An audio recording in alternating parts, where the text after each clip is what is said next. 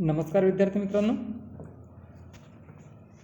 या भूगोल विषयाच्या ऑनलाईन क्लासेसमध्ये पुन्हा आज आपण महाराष्ट्रातील नदी प्रणाली, प्रवाह प्रणाली अथवा जलप्रणाली ह्या संदर्भानं काल आपण महाराष्ट्रातील जलप्रणालीची प्रमुख वैशिष्ट्ये आणि जलप्रणालीचे महाराष्ट्राच्या भौगोलिक जीवनामध्ये काय महत्त्व आहे ह्या संदर्भाने अभ्यास केला होता।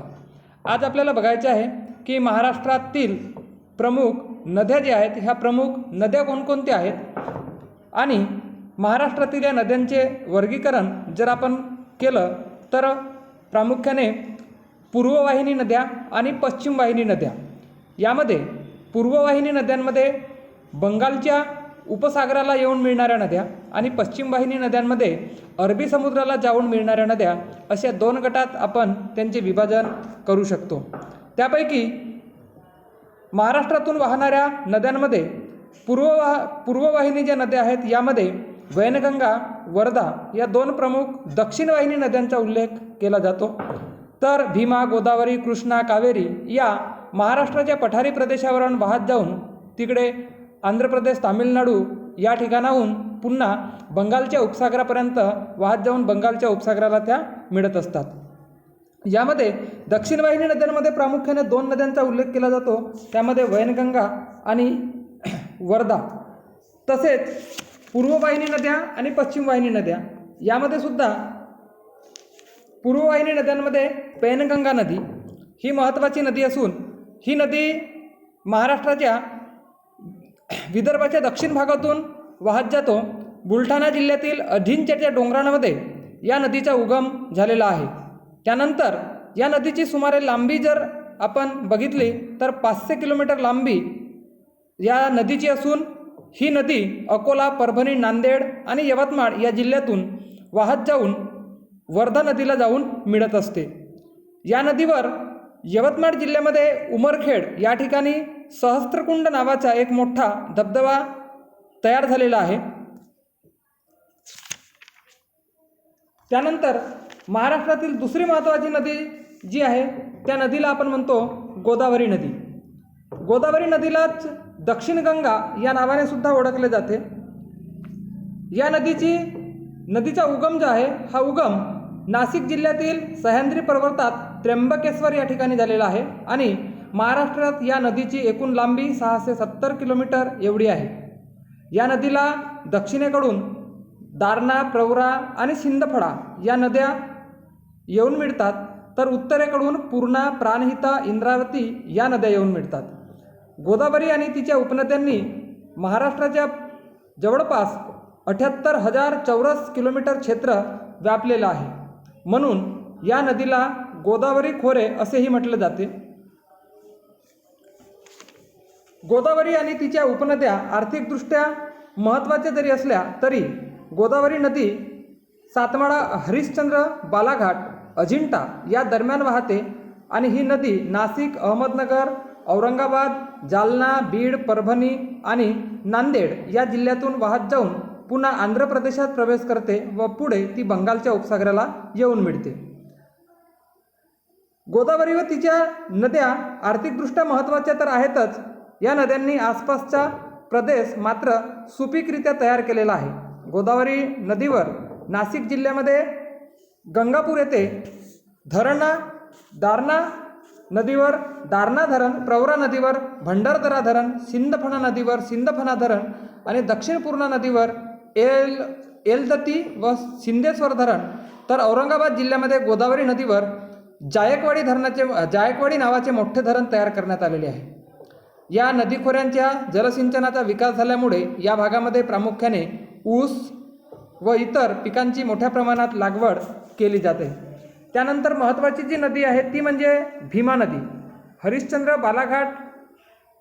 बालाघाट व महादेव डोंगररांग यांच्या दरम्यान पश्चिम पूर्व दिशेत वाहणारी भीमा नदी ही कृष्णेची प्रमुख उपनदी समजल्या जातो।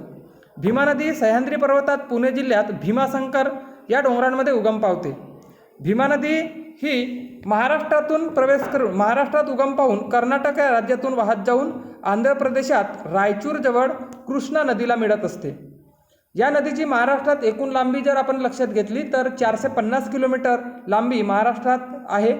या नदीच्या उपनद्या मुळा, मुठा, नीरा आणि मांड या भीमेला दक्षिणेकडून येऊन मिळतात, तर उत्तरेकडून येऊन मिळणाऱ्या नद्यांमध्ये इंद्रायणी, घोड आणि सीना या नद्यांचा उल्लेख होतो. या सर्व नद्यांनी जवळपास 46,000 चौरस किलोमीटर भूप्रदेश म्हणजेच खोरे व्यापलेला आहे.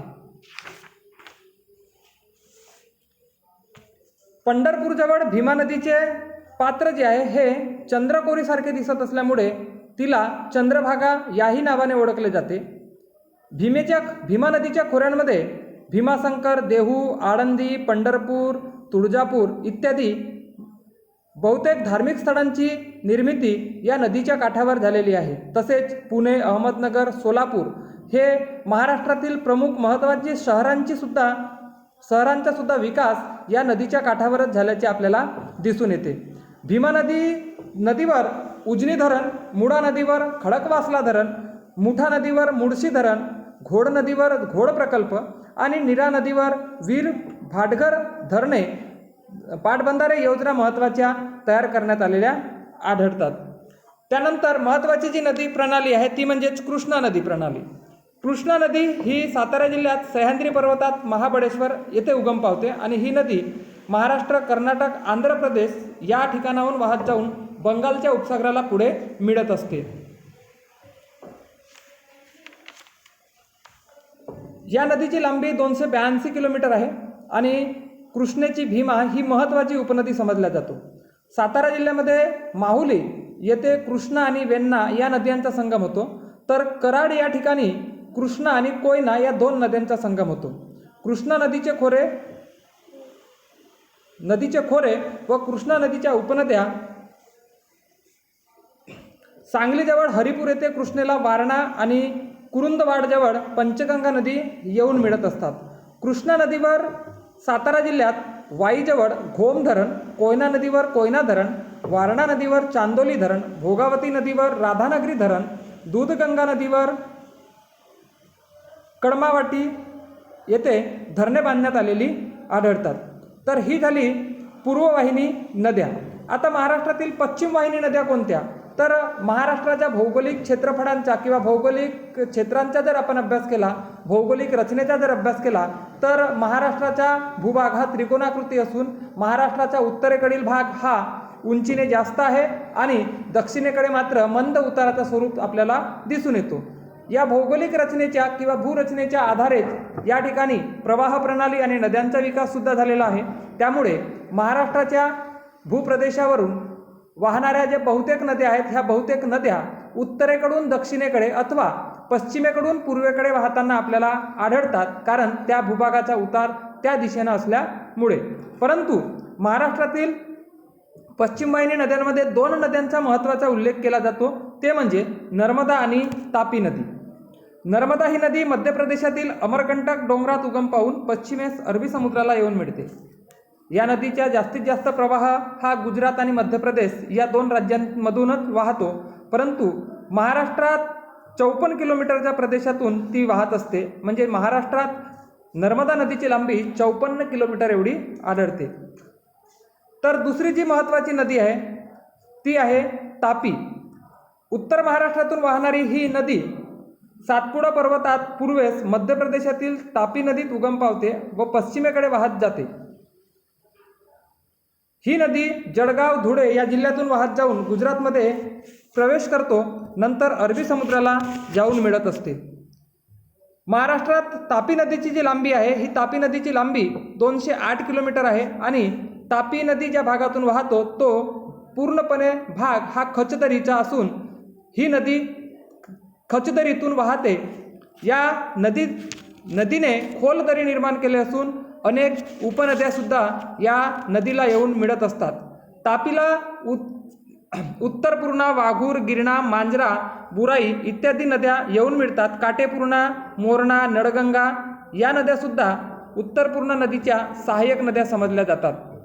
या तापी आणि तिच्या उपनद्यांनी महाराष्ट्रात जवळपास 31,000 चौरस किलोमीटर प्रदेश व्यापलेला असून हा भाग अत्यंत सुपीक असा समजला जातो. सुपीक जमिनीमुळे या नदीच्या खोऱ्यामध्ये बहुतेक ऊस, कापूस, केळी या फळा पिकांची मोठ्या प्रमाणात लागवड केली जाते आणि तापी नदीच्या खोऱ्यात अमरावती, जळगाव, धुळे हे प्रमुख शहरेसुद्धा स्थापित झालेली आढळतात. त्यानंतर नदी प्रणालीचा अभ्यास करायचा जर झाला तर कोकणातील नद्या, महाराष्ट्रातील भूभागाचा विचार केला किंवा अभ्यास केला असता सह्याद्री पर्वताचा पश्चिमेकडील भाग हा तीव्र उताराचा व कड्याच्या स्वरूपाचा असल्यामुळे व पूर्वेकडील भाग जो आहे हा भाग मंद उताराचा असल्यामुळे कोकणातील ज्या बहुतेक नद्या आहेत ह्या लांबीने कमी, शीघ्र उताराच्या आणि खोल अशा दऱ्यातून वाहत असतात. कोकणातील नद्यांची लांबी खूप कमी असून त्या नद्यांच्या प्रवाहाचा वेग मात्र खूप जास्त असल्याचे दिसते. या नद्यांनी आपल्या मुखाशी गाड साचल्यामुळे दलदलीचे भाग आणि खांजणे सुद्धा तयार झालेली आहेत. कोकणातील बहुतेक नद्या ह्या एकमेकांना समांतर वाहतात. किनारपट्टी अरुंद असल्याने तेथील नद्यांची लांबी मात्र कमी आढळते. कोकणातील बहुतेक नद्या ह्या फक्त 50 ते 100 किलोमीटर लांबीच्या आहेत आणि तीव्र उतारावरून वाहत असल्यामुळे शीघ्रवाहिनी नद्यांचे स्वरूप त्यांना प्राप्त झालेले आहे. दख्खनच्या वैशिष्ट्यपूर्ण रचनेमुळे कोकणातील सर्व नद्या पश्चिम वाहिनी असल्याचे दिसून येते. बाकी पठारावरील ज्या नद्या आहेत ह्या पठारावरील नद्या मात्र पूर्ववाहिनी नद्या म्हणून ओळखल्या जात असतात.